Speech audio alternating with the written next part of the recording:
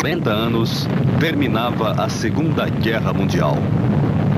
Mas a guerra acabou?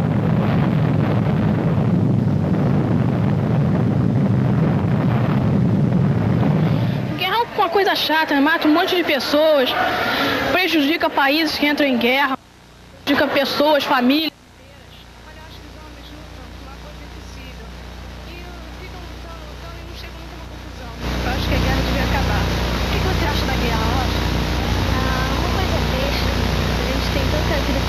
Para viver, porque a gente precisa fazer a guerra.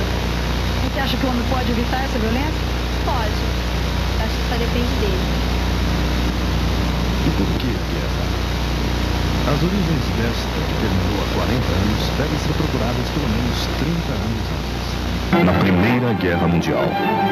Um conflito sangrento envolvendo 65 milhões de soldados, dos quais morreram 10 milhões. 20 milhões ficaram feridos. Da população civil, 9 milhões morreram em consequência da fome, de massacres, de epidemias. Uma guerra que mudou as fronteiras da Europa. Deixaram de existir os impérios alemão, austro-húngaro, russo. Surgiram países independentes: Polônia, Estônia, Letônia, Lituânia, Hungria, Tchecoslováquia, Iugoslávia. E essa guerra, que deveria acabar com todas as guerras, deixou a semente de um novo conflito. O Tratado de Paz de Versalhes, que exigia da Alemanha o pagamento de somas altíssimas como reparações, foi o fermento de convulsões sociais que abriram caminho para a ascensão do nazismo.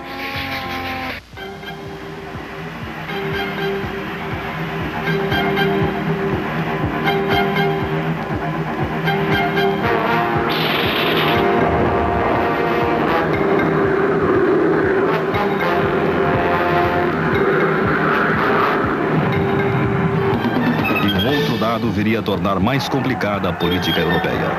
Aproveitando a crise da Primeira Guerra Mundial, os sovietes, conselhos de operários, camponeses e soldados russos, forçam o czar Nicolau II a abdicar.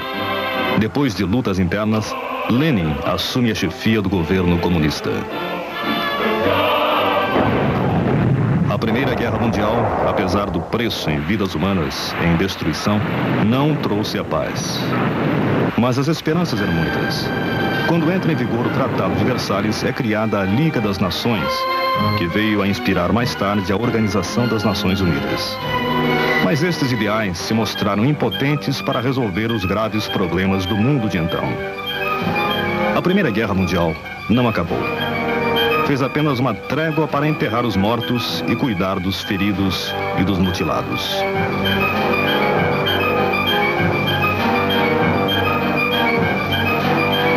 Na Alemanha, instala-se a República de Weimar, coalizão de centro-esquerda encabeçada por Friedrich Ebert. A frágil república não consegue impedir a ação de grupos paramilitares, ex-soldados frustrados com a derrota, ouvidos atentos à pregação radical. Na Itália, os efeitos desmoralizantes da Primeira Guerra, a perda de 700 mil soldados, o caos econômico e o nacionalismo exacerbado permitem a ascensão do fascismo. O partido de Benito Mussolini retoma os símbolos da autoridade do antigo Império Romano para investir contra o regime parlamentar. Em outubro de 1922, Mussolini realiza a Marcha sobre Roma, à frente de 500 mil de fascistas, e se torna o chefe de governo. Na Alemanha, tropas francesas e belgas ocupam a região do Ruhr para garantir o pagamento de reparações. A Alemanha assina o Tratado de Rapallo com a União Soviética. Extremistas de direita assassinam o ministro do Exterior, Walter Rathenau, de origem judaica. Nacionalismo fanático e antissemitismo. Dois dos lemas do então pequeno Partido Nacional Socialista de Adolf Hitler. Aproveitando-se da fragilidade da República Parlamentarista de Weimar, Hitler tenta um golpe de Estado em 1923. O putsch da cervejaria fracassa. Hitler passa um ano na cadeia, onde escreve Mein Kampf, um elogio ao racismo e à brutalidade. Nessa época, um fator econômico se tornou um aliado dos extremistas. A desvalorização do marco alemão com a emissão desenfreada de papel-moeda para cumprir as cláusulas do Tratado de Versalhes. Isso fez com que a inflação chegasse a 1.000.000% entre agosto e novembro de 23. O que não impedia que a sociedade alemã se iludisse ao som do Charleston, encurtando os vestidos os cabelos e a prudência. Os dourados anos 20 terminaram cinzentos. A crise econômica mundial, que vinha se complicando durante toda a década, descambou no craque da Bolsa de Nova York. Foi o caos econômico, financeiro e agrícola. O desemprego e a redução dos salários atingiram níveis assustadores. A classe média, empobrecida e assustada, se voltava cada vez mais para as pregações demagógicas. As divergências entre socialistas e comunistas permitem que Hitler chegue ao poder. O presidente von Hindenburg é forçado a designá-lo chefe de governo. Hitler começa sua campanha racista e militarista. Terceiro Reich. Deutsches Volk, die wohl 4 Jahre Zeit, dann richte und urteile über uns. Deutsches Volk. Primeira preocupação do novo regime: o rearmamento. De início, disfarçadamente, começa a produção de armas. A Alemanha mergulha no período mais negro de sua história. Um único partido é permitido: o Partido Nazista. O governo exerce controle absoluto sobre os meios de comunicação. O ministro da propaganda, Joseph Goebbels, usa o rádio, o cinema e a imprensa para incutir os mitos de superioridade racial e o desejo de guerra. Hitler suprime o cargo de presidente e se declara guia e chanceler do Reich. O poder absoluto do Führer ficou consolidado com a Noite dos Longos Punhais, em junho de 1934. Nessa noite, foram assassinados centenas de opositores do regime, quase todos seus antigos colaboradores.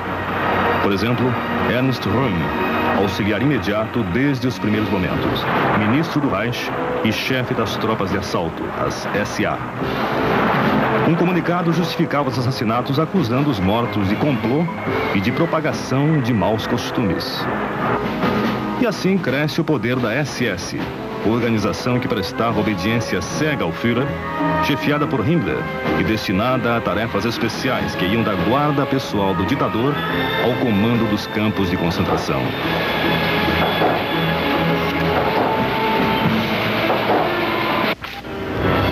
E a Alemanha ia planejando a guerra com rigor científico. Além de um exército bem armado, com muitas divisões de blindados e a produção em massa de submarinos, a Força Aérea recebeu tratamento preferencial. Entre as novas armas se destacava o bombardeiro de mergulho Stuka. Capaz de ser apontado diretamente para o alvo, esse avião criou um método de bombardeio muito preciso e versátil. Na aviação de caça, um aparelho muito ágil foi desenvolvido para a Luftwaffe, o Messerschmitt. E para missões a distâncias mais longas, os bombardeiros Heinkel. Mas a preparação para a guerra não se limitava à construção de armas. Todos os meios de comunicação eram mobilizados para despertar o desejo de guerra. Todos os livros considerados contrários ao nazismo eram queimados, e até as crianças eram educadas para dar sua vida pela pátria e pelo Führer. Em 1936 surge a grande oportunidade de mostrar ao mundo a superioridade da raça ariana: as Olimpíadas de Berlim. Foi produzido o maior espetáculo do Terceiro Reich, para que o mundo todo pudesse ver o esplendor dos arianos quebrando todas as marcas olímpicas. O país praticamente parou. Berlim era uma festa.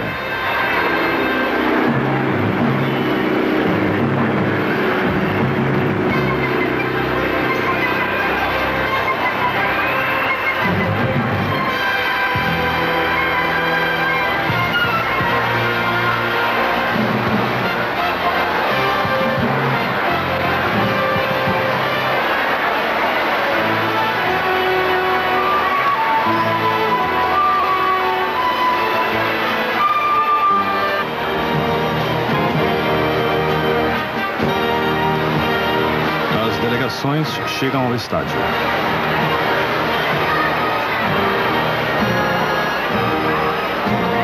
Os alemães, com um exagero gestual nazista. Os italianos, com a saudação fascista. Os franceses, com a saudação olímpica. E o público, fascinado com o espetáculo, embriagado pela propaganda, repetia o gesto de devoção ao Führer. Mas a festa não terminou da maneira prevista. Um atleta negro, o americano Jesse Owens, desafia a supremacia nazista e ganha 4 medalhas de ouro nas provas dos 100 e 200 metros rasos, revezamento 4 por 100 e no salto em distância. Hitler se retira do estádio para não ter de apertar a mão do vencedor. Outro fiasco. Os Zeppelins, criados para se tornar o grande meio de transporte intercontinental. O desastre com o Hindenburg, nos Estados Unidos, é outro golpe para a máquina de propaganda do Terceiro Reich.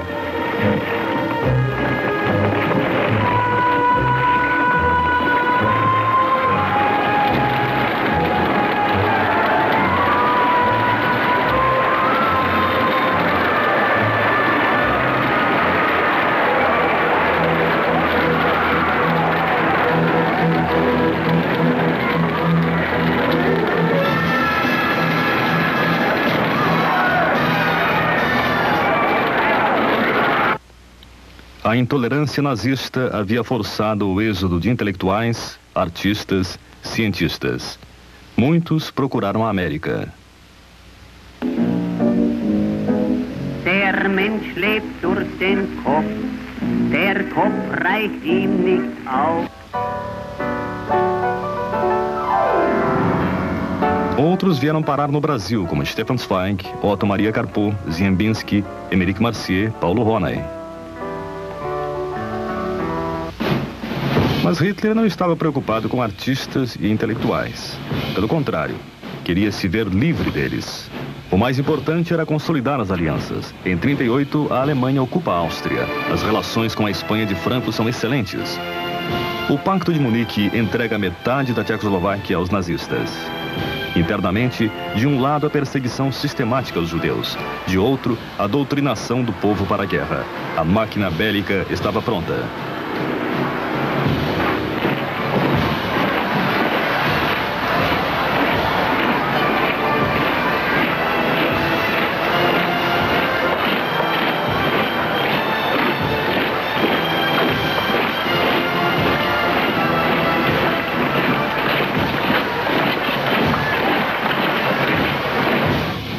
Hitler e seus generais traçam os planos da campanha expansionista.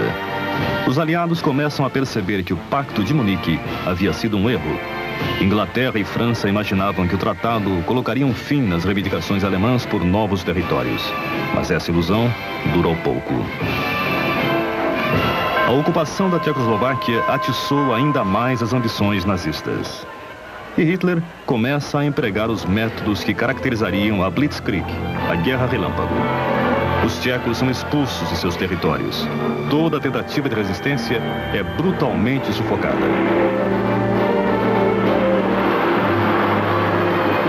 A 15 de março de 1939, os alemães entram em Praga como grandes vencedores. Todo o protetorado da Boêmia e Morávia era assim incorporado ao território do Reich, rompendo o Pacto de Munique.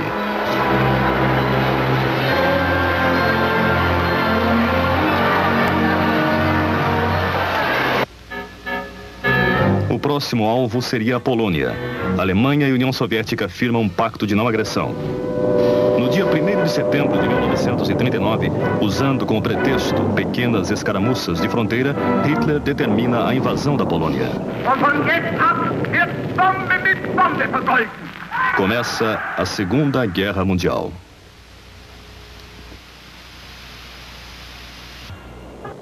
A agressão à Polônia se deu sem uma declaração de guerra. Os alemães entram no país com tropas motorizadas e de infantaria. Enquanto isso, a Força Aérea, a Luftwaffe, iniciava o bombardeio de cidades. Foi uma campanha fulminante. O exército polonês de 750 mil homens resistiu heroicamente. A manobra alemã consistiu no envolvimento pelas duas alas externas do grosso do exército polonês. Em menos de 4 semanas, o governo de Varsóvia capitulava, submetendo-se às condições do invasor.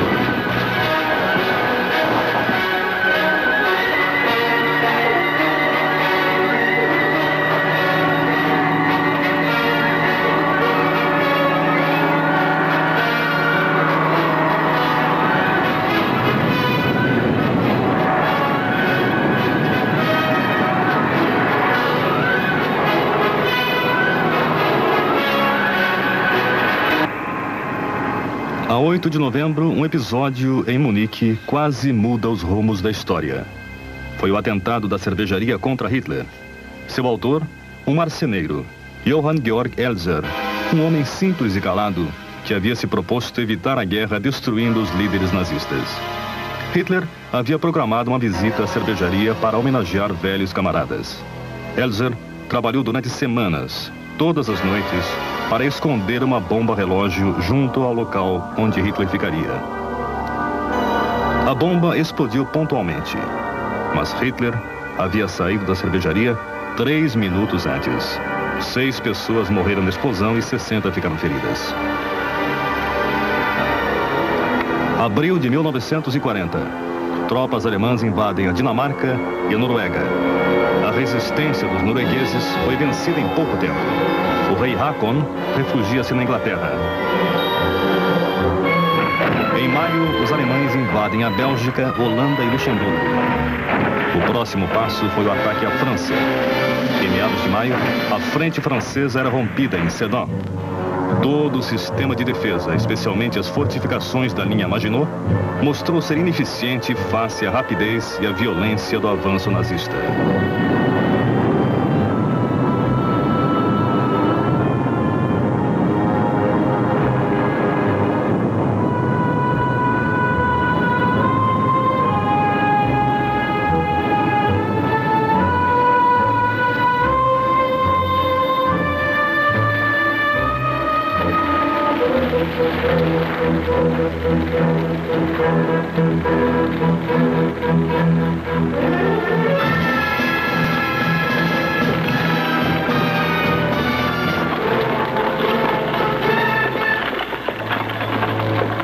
Começa o massacre de judeus. É construído o campo de concentração de Auschwitz. Na Tchecoslováquia, os nazistas criam uma moeda para uso exclusivo da população judaica. Na frente ocidental, o drama de Dunkerque. Acuados pelas tropas alemãs, 320 mil soldados ingleses e franceses eram retirados para a Inglaterra em todos os tipos de barcos. E a Luftwaffe começava a bombardear cidades inglesas. Toneladas de explosivos eram lançados todas as noites sobre os maiores centros industriais britânicos. A cidade de Coventry foi praticamente arrasada.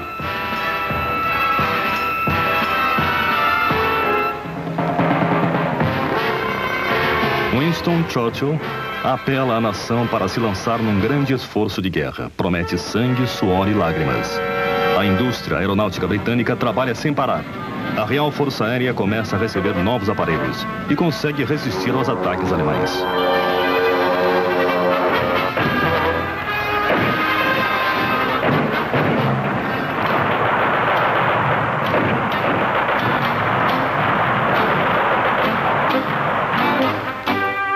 A França, porém, caía em mãos dos nazistas. O governo retira-se de Paris. É assinado o armistício. O Marechal Pétain constitui o novo governo que se instala na pequena cidade de Vichy. E os alemães tomam Paris.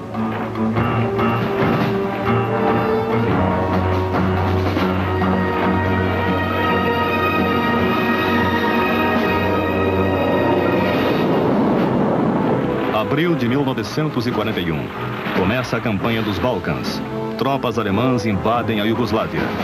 A Wehrmacht bombardeia violentamente cidades e aldeias. Os iugoslavos resistem, mas são derrotados em poucos dias. O território é ocupado por alemães e italianos. O comando nazista festeja a vitória.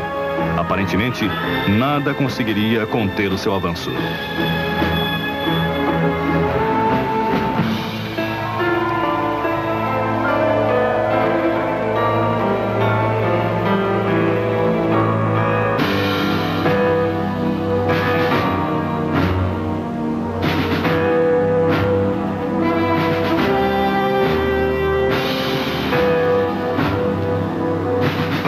Com a derrota da Iugoslávia, a situação da Grécia torna-se crítica. Suas tropas capitularam em vários pontos. Em poucos dias, os alemães ocupavam Atenas.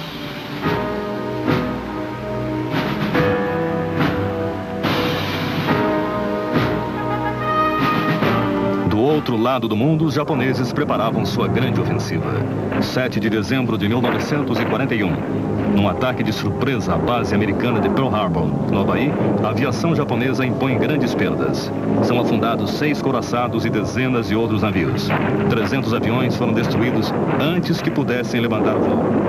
No mesmo dia, a aviação japonesa bombardeava Manila, Hong Kong e Singapura. As forças terrestres ocupavam pontos da Malásia, Bornéu e concessões estrangeiras na China.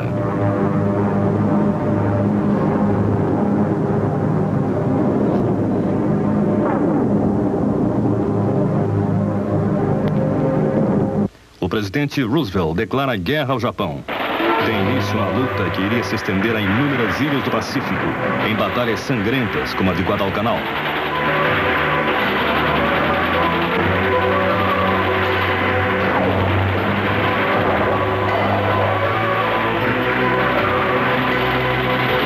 Na Europa, os alemães invadem a União Soviética. Chegam a Stalingrado, que resiste desesperadamente e não se rende. Em Varsóvia, uma tentativa desesperada. Metade dos judeus que se encontravam no gueto já tinham sido levados para os campos de extermínio. Os sobreviventes decidem lutar pela vida, mas a reação alemã foi brutal. O gueto de Varsóvia foi arrasado e os sobreviventes executados. Finalmente, a guerra começa a mudar a favor dos aliados. Em 6 de junho de 1944, ocorre o desembarque na Normandia. Pela madrugada, uma imensa esquadra aliada concentra seu fogo contra as fortificações levantadas pelos alemães junto à costa. O fogo naval permitiu o desembarque de milhares de soldados, tanques, caminhões e peças de artilharia. Esquadrilhas bombardeavam a retaguarda e impediam que a Luftwaffe tentasse um contra-ataque. A resistência francesa teve grande participação na operação. Cooperou na retaguarda e facilitou o agrupamento de paraquedistas lançados por aviões e planadores. Em um único dia, numa operação sem igual na história, os aliados conseguiram destruir a chamada Muralha do Atlântico. Em poucos dias, os aliados libertavam Valognes, Cherbourg, Bayeux e Isigny. O êxito desta operação, comandada pelo general Eisenhower, aterrorizou os alemães, que, em represália, lançaram as bombas voadoras V2 sobre Londres. Mas o destino da guerra já estava traçado.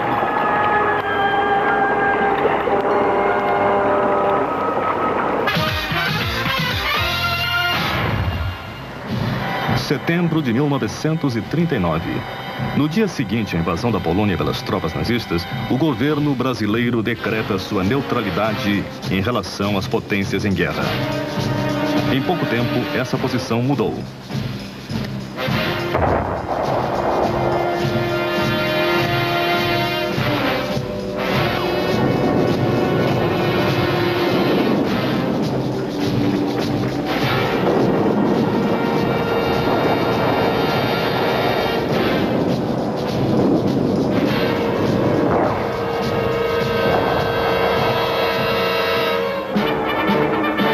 O Brasil acabou por enviar cerca de 25 mil soldados aos campos de luta. É a Força Expedicionária Brasileira. Os slogans e os símbolos da FEB tornam-se populares. Você sabe de onde eu venho do morro do engenho, das selvas dos cafezais, da boa terra do gol, da chopana onde um é pouco, dois é bom, três é demais, venho da... E como era o soldado brasileiro? O Brasil não sabia nada de guerra. E fomos aprender, alguns oficiais vindo aos Estados Unidos fazendo cursos. Outros aprendendo em regulamentos apressadamente mal traduzidos. Outros, alguns oficiais e sargentos americanos que vinham dar instrução aqui, mas que vinham mais por saberem português do que saberem também assuntos de guerra. Mas a FEB embarcou apesar de tudo isso e aprendeu na linha de frente, em frente a Monte Castelo, aprendeu a fazer guerra e aprendeu muito bem. Com poucos dias de instrução na neve, os brasileiros se adaptaram às novas condições. Além do inimigo, existiam os problemas de equipamento e munição, insuficiência de treinamento e o frio. Muito frio. Às vezes, até 20 graus abaixo de zero.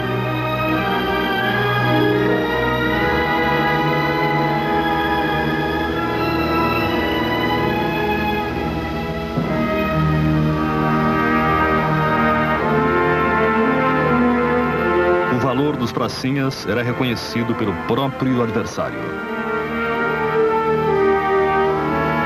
O alemão, que no início dizia nas suas propagandas que estava chegando uma tropa brasileira e que o mínimo que ia fazer é espalhar as doenças na Europa, que a Europa jamais se curaria de hemorragia, de sífilis, e que o negro brasileiro ia comer as crianças. Esse que ele julgava os cartazes, mais tarde fazia o contrário. Mandava cartazes dizendo: vocês que são tão valentes, voltem para a sua pátria. Estão querendo tomar a sua pátria e vocês, que são os heróis, estão morrendo aqui. Em Montese foi encontrado um túmulo onde os alemães escreveram: Drei brasilianische Helden, 3 heróis brasileiros. A FEB realizou com heroísmo as missões que lhe foram confiadas. A condecoração de brasileiros pelo comandante do 5º Exército Americano simbolizou o reconhecimento dos aliados. Até 1941, até junho de 41, o Getúlio estava na corda bamba. A ascensão fascista, a ascensão nazista, as vitórias nazistas eram um fato do dia. Todo dia os alemães iam conquistando novas áreas, novas terras, novos países. E isso preocupava. Naquele tempo, o Getúlio também tinha dentro do seu governo áreas que eram pró-nazista e áreas que eram pró-aliados. Essa área pró-nazista era liderada, inclusive, pelo ministro do Exército da Guerra, na época, que é o general Eurico Gaspar Dutra, que queria que o Brasil declarasse guerra aos aliados. Eu era da escola militar, quando o comandante da escola militar, o general Alcio, levou o adido militar alemão para que ele projetasse dentro da escola militar um filme da ascensão de Hitler, daquelas vitórias de Hitler. E aconteceu um inusitado, um inesperado. Quando apareceu Hitler fazendo um discurso, a escola militar deu uma vaia. O Getúlio barganhou até o fim. O Roosevelt teve que vir aqui no Brasil, houve um encontro com coisa, então o Getúlio trocou a participação do Brasil na guerra por Volta Redonda. Tá muito bem. Eu mando, mas eu quero uma siderurgia.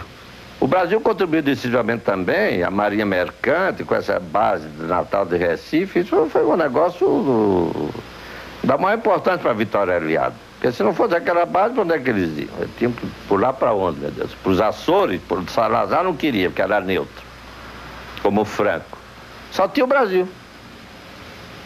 Em janeiro de 1942, durante a Conferência de Chanceleres no Rio, o governo brasileiro anuncia o rompimento de relações diplomáticas com o eixo.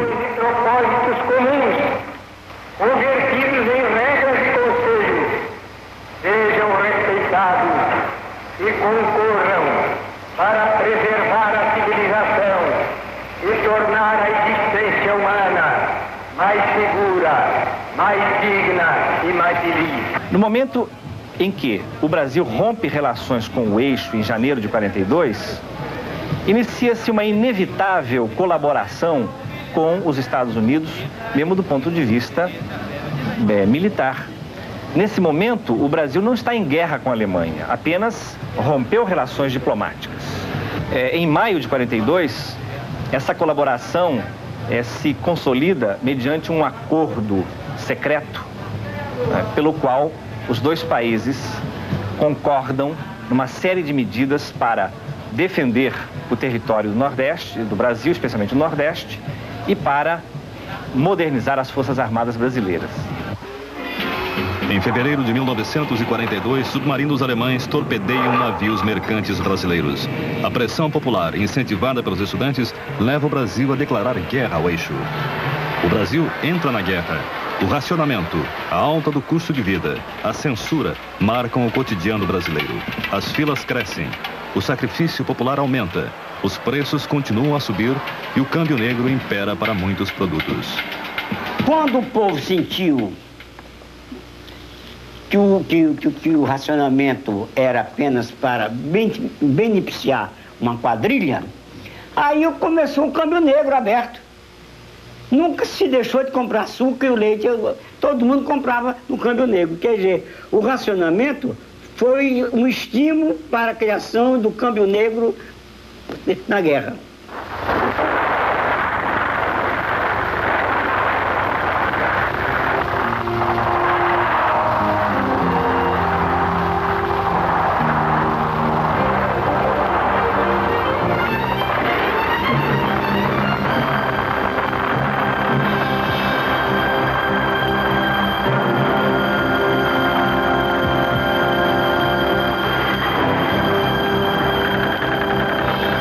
Castelnuovo, Montese, Monte Castelo são nomes que os brasileiros aprendem através das notícias enviadas pelos correspondentes de guerra. E como chegavam essas notícias?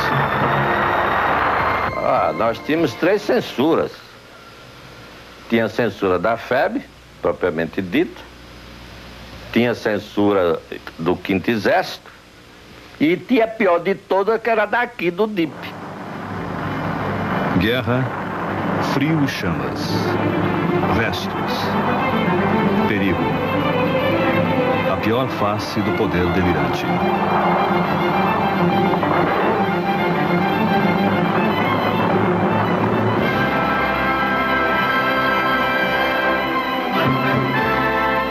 Ele diz, vai pra guerra, não tem medo? Eu tinha medo 24 horas por dia. Não tinha 26, porque o dia só tem 24 horas.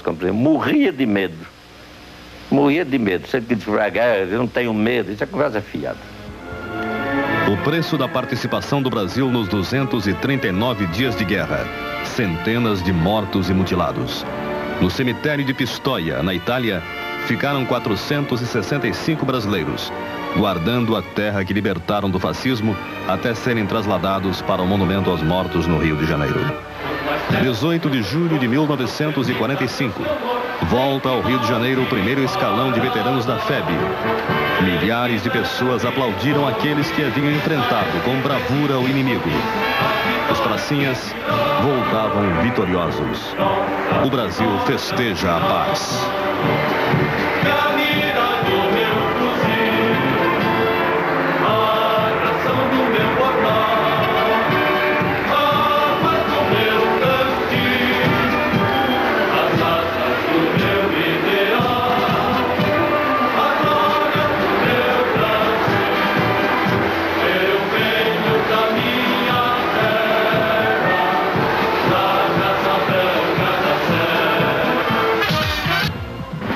25 de agosto de 1944, o general de Gaulle, na qualidade de presidente da República Francesa, faz sua entrada triunfal em Paris. O avanço das forças aliadas era irreversível, apesar do apelo de Hitler para que os alemães lutassem até o último homem. Os símbolos dos invasores eram destruídos. O exército soviético ganha terreno no leste. Finlândia, Polônia, Romênia, Bulgária. Passo a passo, as nações do leste vão se livrando do invasor. Os planos para a ofensiva final contra a Alemanha são completados na reunião dos 3 grandes em Yalta, na Crimeia. Stalin, Churchill,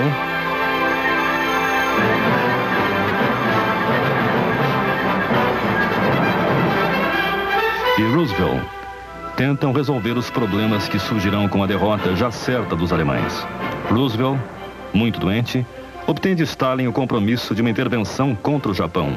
Em troca, o leste europeu se tornaria zona de influência soviética. Churchill não concordava com isso, mas teve de ceder. No entanto, conseguiu que a França participasse da ocupação da Alemanha.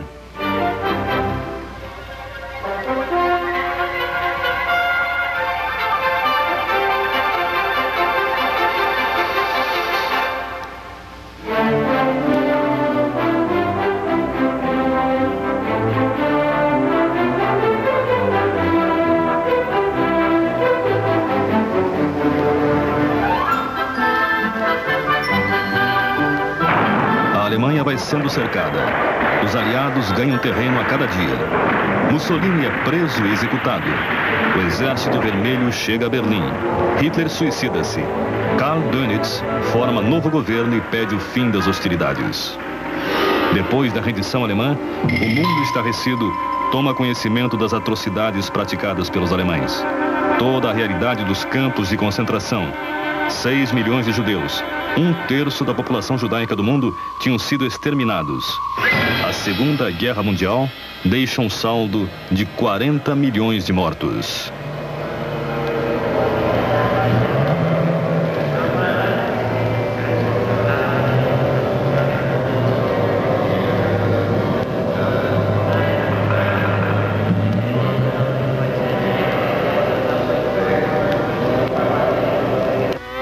Em Potsdam, representantes dos vencedores decidem o que fazer com a Alemanha vencida.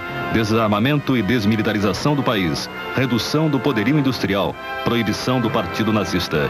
Em Nuremberg, reúne-se o tribunal para julgar os crimes praticados pelos nazistas. Rudolf Hess, do Banco dos Réus.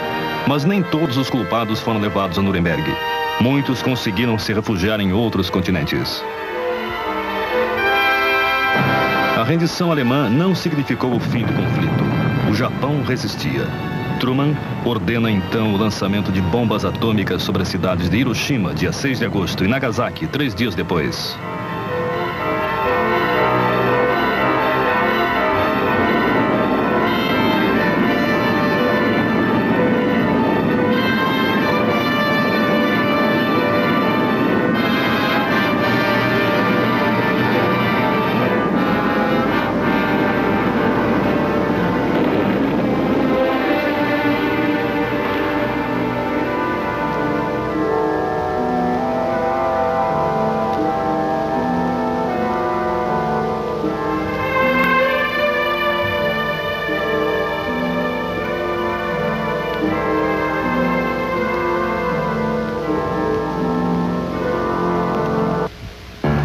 No dia 14 de agosto, a bordo do porta-aviões Missouri, o Japão assina a capitulação.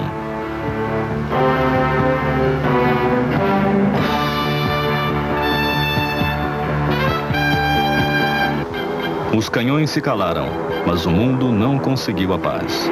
Novos focos de atrito vão se criando. A Alemanha do pós-guerra é dividida, além de perder parte do antigo território para a Polônia e a União Soviética. É levantado o Muro de Berlim, separando ao meio uma cidade. As conferências de Yalta e Potsdam já esboçavam o novo perfil político do mundo.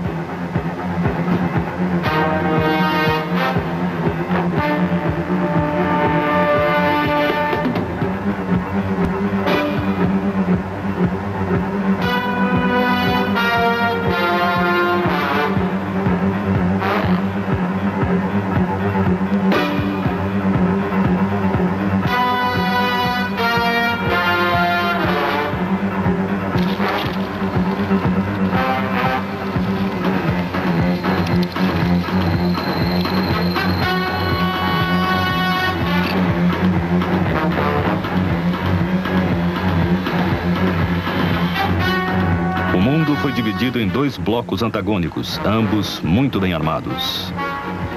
A paz armada. Nunca se gastou tanto em armamento como no período pós-45. O desenvolvimento tecnológico deu ao homem armas capazes de destruir o planeta, de acabar com a vida na Terra. A ameaça agora é uma guerra nuclear.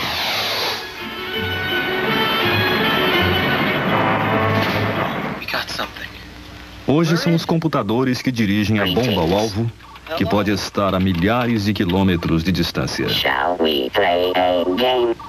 Oh, love to. Let's play. Global Thermonuclear War. Os novos mísseis possuem dispositivos inteligentes de controle.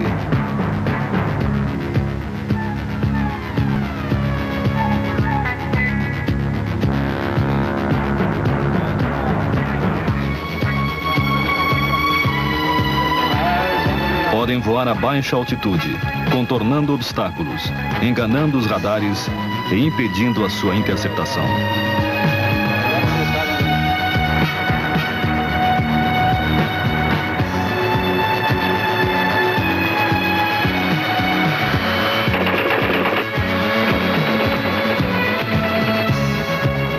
preciso, mais do que nunca, lutar pela paz. Nesta era de ameaça permanente de um conflito que poderá ser o último, os homens se unem para dizer um basta à loucura da guerra.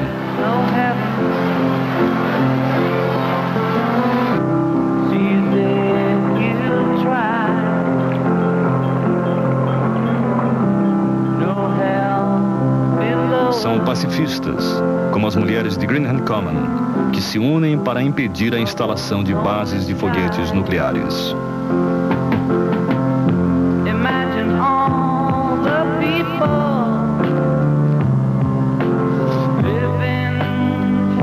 Pacifistas como a população alemã que, de mãos dadas, não quer a repetição da tragédia.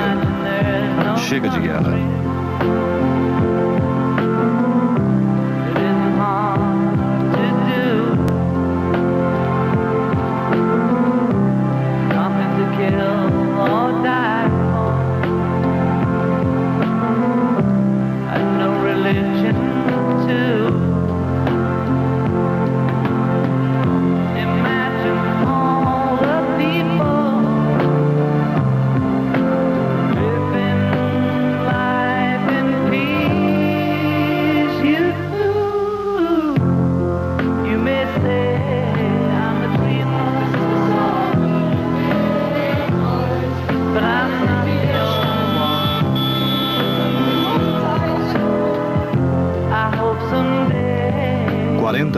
Da vitória contra o fascismo. O dobro da trégua entre a Primeira e a Segunda Guerras Mundiais. Cresce em todos os países a consciência do dever que temos de preservar a paz. Que os nossos filhos e os filhos de nossos filhos possam comemorar o dia 8 de maio como a vitória na última guerra envolvendo o mundo inteiro.